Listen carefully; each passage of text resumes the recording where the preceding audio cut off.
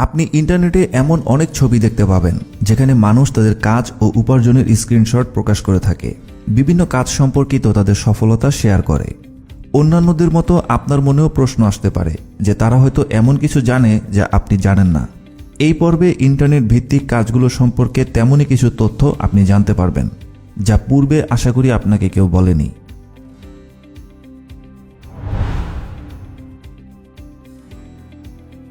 সমান সুযোগ।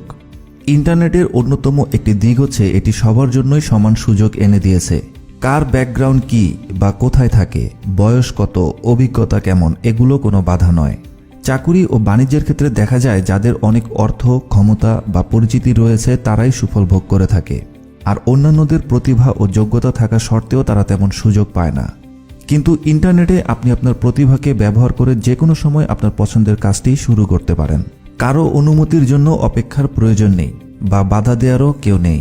কি কি কাজ অনলাইনে করা যেতে পারে তার উপর ইতিমধ্যেই একটি পর্ব প্রকাশ করা হয়েছে, সেটি দেখে ধারণা নিতে পারেন।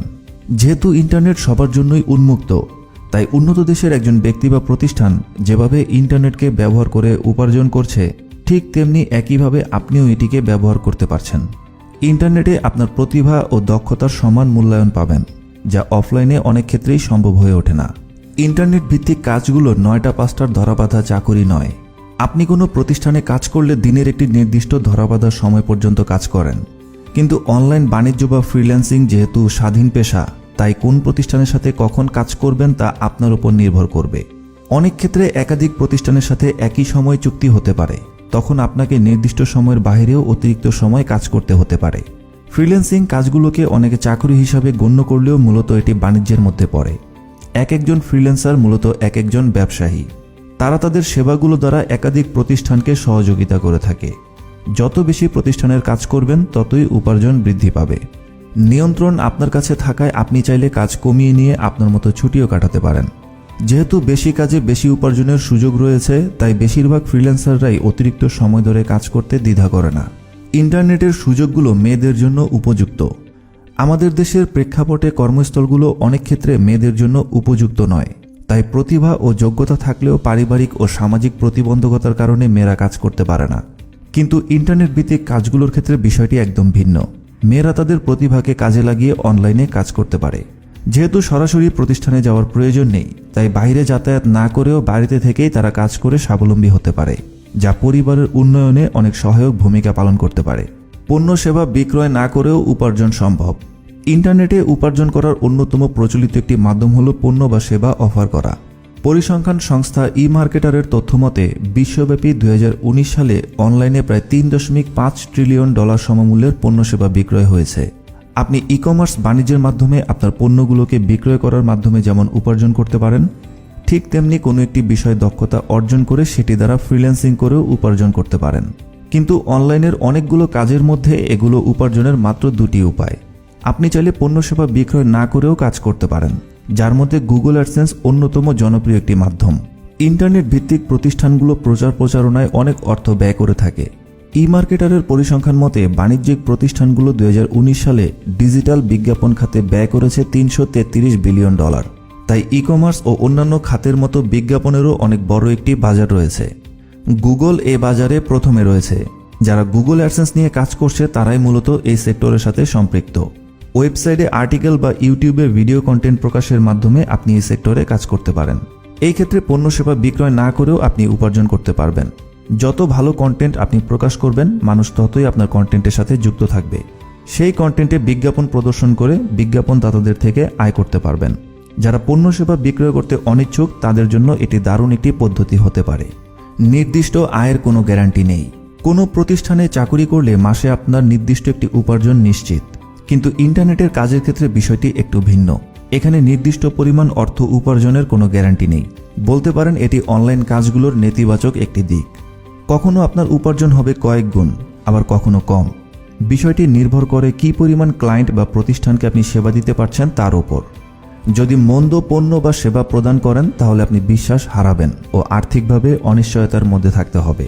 তবে ভালো পণ্য বা সেবা প্রদানের মাধ্যমে ক্লায়েন্টদের বিশ্বাস অর্জন করতে পারলে তারা বারবার আপনার সেবা গ্রহণ করবে। এতে আপনার উপার্জনের স্থায়িত্ব বেড়ে যাবে। এটি শুধুমাত্র পণ্য সেবার ক্ষেত্রেই নয়, যদি কন্টেন্ট তৈরির মাধ্যমে বিজ্ঞাপন খাতে কাজ করেন সেখানেও বিষয়টি প্রযোজ্য হবে। যত ভালো কন্টেন্ট প্রকাশ করবেন মানুষ ততই আপনার কন্টেন্টের সাথে যুক্ত থাকবে এবং ধীরে ধীরে উপার্জনও বৃদ্ধি পাবে। তাই নির্দিষ্ট আয়ের গ্যারান্টি নেই বিধায় এই সুযোগগুলো থেকে নিজেকে বঞ্চিত করবেন না। যাই করেন না কেন তা দায়িত্বের সাথে ভালোভাবে করুন। দেখবেন অন্যান্য পেশার তুলনায় উপার্জন কোনো অংশে কম হবে না। ব্র্যান্ডিং। অনলাইনে বাণিজ্য হোক অথবা চাকুরি, ব্র্যান্ডিং অত্যন্ত গুরুত্বপূর্ণ একটি বিষয়। আপনি লক্ষ্য করলে দেখতে পাবেন কিছু দোকানে ক্রেতারা লাইন ধরে পণ্য সেবা নিচ্ছে, আর অনেকে ডাকাডাকি করেও ক্রেতা আনতে পারে না। আবার কারো কাছে চাকুরির কোনো অভাব নেই, একটি গেলে অন্যটি পেয়ে যায়। কিন্তু অনেকেই রয়েছে যোগ্যতা থাকা সত্ত্বেও কাজ পাচ্ছে না। এই ভিন্নতার কারণ আর কিছুই নয়, ব্র্যান্ডিং। যে ব্যক্তি বা প্রতিষ্ঠানের ব্র্যান্ড পরিচিতি যত বেশি তাদের গ্রাহকও তত বেশি। তাই যেই পেশায় কাজ করেন না কেন ব্র্যান্ড পরিচিতি প্রতিষ্ঠা করুন। জীবনের প্রতিটি ক্ষেত্রেই আপনি প্রতিযোগিতার সম্মুখীন হবেন। বেশিরভাগ মানুষ এই প্রতিযোগিতার জালে জড়িয়ে শেষে হতাশ হয়ে পড়ে। এই প্রতিযোগিতার জাল থেকে বের হওয়ার অন্যতম উপায় হচ্ছে ব্র্যান্ডিং, যা অন্য সবার থেকে আপনার কাজ বা প্রতিষ্ঠানকে ভিন্ন করে তুলবে। ব্র্যান্ড ডেভেলপমেন্টের উপর একটি পর্ব প্রকাশ করলে কেমন হয় কমেন্টে জানাবেন। নতুন নতুন দক্ষতা অর্জন করুন। ইন্টারনেট হচ্ছে প্রযুক্তির দুনিয়া, যা খুব দ্রুত বদলাতে থাকে। নতুন নতুন প্রযুক্তির উদ্ভাবনে ব্যক্তিগত ও বাণিজ্যিক কর্মকাণ্ডে পরিবর্তন আসছে। যদি ইন্টারনেটে আপনার অবস্থান শক্তিশালী করতে চান তাহলে নতুন নতুন টুলস, সফটওয়্যার ও কৌশলের ব্যবহার শিখে যেতে হবে। অনলাইনে এমন অনেক ক্লায়েন্ট পাবেন যাদের আপনার সেই দক্ষতাগুলোর প্রয়োজন। এছাড়াও অন্যান্যদের কাজ করার পাশাপাশি আপনার নিজের বাণিজ্যেও সেগুলো কাজে লাগিয়ে প্রতিযোগীদের থেকে এগিয়ে থাকতে পারবেন।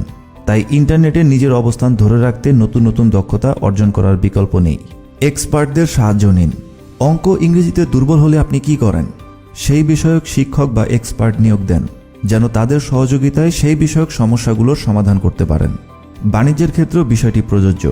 আপনি একা সবকিছুতে এক্সপার্ট হতে পারবেন না, তাই যেই বিষয়গুলোতে আপনি দুর্বল সেগুলোতে এক্সপার্টদের সাহায্য নিন। আর আপনি যে বিষয়টি ভালো পারেন সেটিতে সবচেয়ে বেশি গুরুত্ব দিন। এটিকে বলা হয় আউটসোর্সিং দক্ষতা।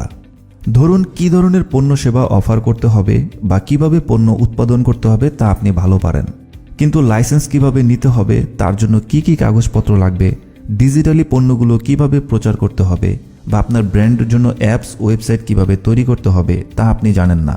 এই ক্ষেত্রে একজন আইনজীবী, ডিজিটাল মার্কেটার ও অ্যাপস ডেভেলপারের সাহায্য নিতে পারেন। অনেকেই সবকিছু নিজে নিজে করতে গিয়ে হিমশিম খেয়ে যায় এবং বিষয়গুলো জটিল করে ফেলে। অনলাইনে এমন অনেক এক্সপার্টদের পেয়ে যাবেন যাদের সাহায্যে জটিল কাজগুলো কিছু অর্থ খরচ করার মাধ্যমেই সম্পূর্ণ করে ফেলতে পারবেন, যা অনেক ক্ষেত্রেই আপনার একার পক্ষে করা সম্ভব হবে না। উপার্জনের একাধিক পন্থা তৈরি করুন। একটি উপার্জন উৎসের উপর নির্ভর থাকা কখনোই উচিত নয়, তাই একাধিক উপার্জনের পন্থা তৈরি করুন।